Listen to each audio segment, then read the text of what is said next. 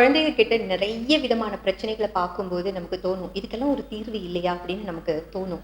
டியா brain project வந்து குழந்தைகளுக்காகவே design பண்ணப்பட்ட project. இந்த ப்ராஜெக்டை குழந்தைகளுக்கு நம்ம கொடுத்துட்டோம்னு வச்சுக்கோங்களேன், நம்ம குழந்தைய மோல்டு பண்றதுக்கு இதை விட ஒரு எக்ஸலன்ட் டூல் வந்து உலகத்திலே கிடையாதுன்னு தான் நான் சொல்லுவேன். அதுக்கான ஒரு தீர்வு தான் வந்து டியா. ஸோ நம்ம இப்போ வந்து நிறைய பேரண்ட்ஸ் கிட்ட பேசலாம்.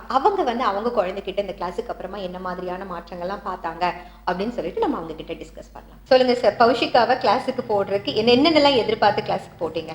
நல்ல மார்க் எடுக்கணும் அப்படிங்கிறதுக்காக, நல்ல ஒரு டீசன்ஸாக இருக்கணும், மெமரி இன்க்ரீஸ் ஆகும், நல்லா படிக்கணும், கான்சென்ட்ரேஷன், பிஹேவியர்ல என்ன எதிர்பார்த்தீங்க? நல்லா பேச ஆரம்பிச்சு சொன்னா புரிஞ்சுக்கலாம், ஒரு கான்ஃபிடன்ஸ் வந்துடும். இப்படி இருக்கக்கூடாது அப்படின்னா ஓகே நான் இருக்க மாட்டேன், இந்த டைமுக்கு வரணும், வீட்டுக்கு வரணும், இந்த டைமுக்கு படிக்கணும்னா ஓகே நான் பண்ணிக்கிறேன்.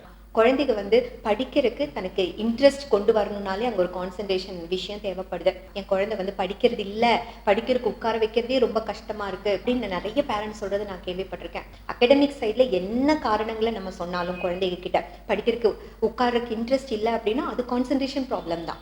ரொம்ப நேரம் உட்காந்து படிக்க மாட்டேங்கிற, அப்படி புக் படிக்கிற ஹேபிட்ஸ் கிடையாது, புதுசாக விஷயங்கள் தெரிஞ்சுக்கிற இன்ட்ரெஸ்ட் இல்லை, இது எல்லாமே கான்சன்ட்ரேஷனோட ப்ராப்ளம் தான். ஆனால் அந்த பேரண்ட்ஸுக்கு ஒரு டூல் இருக்கு, அதை மாத்திரக்கு ஒரு தீர்வு இருக்கு. அது என்னன்னு கேட்டீங்கன்னா கான்சன்ட்ரேஷனை டெவலப் பண்ணி கொடுக்கறது. அகடமிக் சைடுனா வேற என்ன சேஞ்சஸ்? ஏன்னா ஃபெயில் ஆகுற குழந்தை அடுத்த இப்ப பேசிக் எல்லாம் தெரியுது. 40 மினிட்ஸ் ஆகுங்கிறாங்கன்னு வச்சுக்கோங்க ஒரு இது மனப்பாடம் பண்றதுக்கு. இப்போ ஒரு 10 மினிட்ஸ்க்குள்ளே வந்து பண்ணிடுறா. ஹேண்ட் ரைட்டிங் இம்ப்ரூவ் ஆயிருக்கு, ஓரளவுக்கு மார்க் வாங்கியிருக்காங்க. அதாவது வந்து மேத்ஸ்ல பிரச்சனையா தான் இருக்கும்.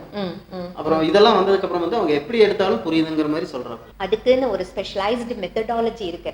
அந்த மெத்தடாலஜியை ஃபாலோ பண்ணும்போது குழந்தைகளுக்கு எஜுகேஷன் மேல ஒரு பேஷன் வந்துடும், ஒரு படிக்கணுங்கிற ஆர்வம் வந்துடும். இதெல்லாம் வந்து மேஜிக் மாதிரி நடக்கும், டிசிப்ளினா இருக்கும். ஒருவேளை இந்த மாதிரி வகுப்பே இல்லாம இருந்ததுன்னா பெரிய குழந்தையாகும் போது கொஞ்சம் கஷ்டம் தாங்க. அவனுடைய லைஃப்ல அவன் ஸ்டாண்ட் பண்ற அளவுக்கு இல்லாத பொசிஷன் தான் இருந்தது. மேக்ஸிமம் அவன் என்ன செய்வான் ஒரு பயம் எங்களுக்குள்ள இருந்தது. இப்போ பரவாயில்லைங்க.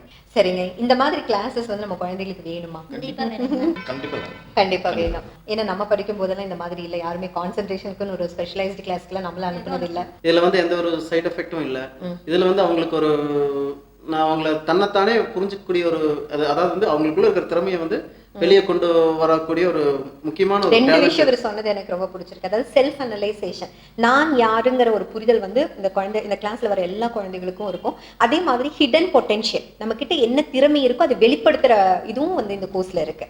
நம்ம பார்த்தோன்னா நம்ம வந்து நமக்கு பர்டிகுலரா எதுல இன்ட்ரெஸ்ட் நம்ம தெரியாமையே ப்ராட் அப் ஆகி வந்துட்டோம். கரெக்ட். இவங்களுக்கு வந்துட்டு இந்த ஃபீல்ட்ல விடும்போது ஸ்பெசிபிக் இன்ட்ரெஸ்ட்ங்கறத அந்த டேலண்ட் ஐடென்டிஃபை பண்ணி வெளியில கொண்டு வரீங்கன்னு ஐ காட் an ஐடியா. எனக்கு மெயினா வந்து அவனுக்கு பேசிக்கே தெரியாதுன்னு சொன்னலங்க, ஹோம்வொர்க் எழுத மாட்டான், எதுவும் பண்ண மாட்டான். இப்போ வந்து அப்படி இல்ல, அவனோட ஹோம்வொர்க் சேஞ்சஸ் இருக்கு. எனக்கு அதே வந்து ஒரு பெரிய அதிசயம் தான். உனக்கு என்ன சேஞ்சஸ் உங்ககிட்ட தெரியுது? மெமரி பவர் நல்லாவே இன்க்ரீஸ் ஆயிருக்கு மேம். சீக்கிரமாவே நான் படிச்சிடுறேன். அப்புறம் மிஸ் லெசன் எடுக்கும்போது அதை தவிர வேற எதுவும் நம்மளால ஃபோக்கஸ் பண்ண முடியல. கான்சென்ட்ரேஷன் பவரும் இன்க்ரீஸ் ஆயிருக்கு. அப்புறம் ஸ்டேஜ் ஃபியர் இல்ல. Very good. கிராஃப்ட்ஸ் அப்புறம் டிவி பார்க்கறது குறைஞ்சிருச்சு. அதுக்கு பதிலா கிராஃப்ட் ஒர்க்ஸ் எல்லாம் நிறைய பண்ணிட்டு இருக்கேன். கிரியேட்டிவா உனக்கு ஏதாவது பண்ணணும்னு தோணுது. Okay, very good. குழந்தைகளுக்கு வந்து நம்ம சொத்து சேர்த்து வைக்கணும்னு நினைப்போம். ஆனா மிகப்பெரிய சொத்து வந்து குழந்தைங்க வந்து தன்னை தானே பாதுகாத்துக்கிறது, யாரோட ஹெல்ப்பும் இல்லாம தானாவே வளர்ந்துக்கிறது, தனக்கு தேவையான விஷயங்களை கத்துக்கிறது, டிசிப்ளினோட வாழுது, மற்றவங்களை டிஸ்டர்ப் பண்ணாம இருக்கிறது. இதுக்கெல்லாம் தான் இந்த கிளாஸ். இந்த கிளாஸோட நீடு நம்ம சொசைட்டிக்கு என்ன இருக்கு? நம்மளோட இன்ட்ரெஸ்ட் ஃபோர்ஸ் பண்ணாம nowadays it is must for a society. So இது வந்து இப்ப நிறைய இடத்துல நம்ம இது பண்ணிட்டு இருக்கோம். இது 4th இயர். நீங்க டியாவோட கிளாஸ்க்கு உங்க குழந்தை மூலமா உங்களுக்கு இப்ப அதை பத்தி டேஸ்ட் பண்ண முடிஞ்சிருக்கு. நீங்க எவ்வளவு மார்க் கொடுப்பீங்க? 80 மார்க்ஸ் கொடுப்போம். கண்டிப்பா 80 மார்க்ஸ். 100% கொடுக்கலாம். 100 மார்க்கே கொடுக்கலாமா? ஒரு மார்க் கூட கம்மி இல்லையா? இல்லைங்க மேம், கண்டிப்பா கொடுக்கலாம். சோ பௌஷிகா ஹாப்பியா இருக்கியா? Yeah ma'am, so happy. குழந்தைக்கு வந்து ஒவ்வொரு குழந்தையுமே ஜீனியஸ், அதுதான் நாங்க சொல்றோம். ஒவ்வொரு குழந்தையுமே ஜீனியஸ். அந்த குழந்தை தன்னோட ஹிடன் பொட்டென்ஷியலை வெளியில கொண்டு வரக்கு ஒரு டூல் வேணும். அதுதான் வந்து கான்சன்ட்ரேஷன் டெவலப்மெண்ட் ப்ரோக்ராம்.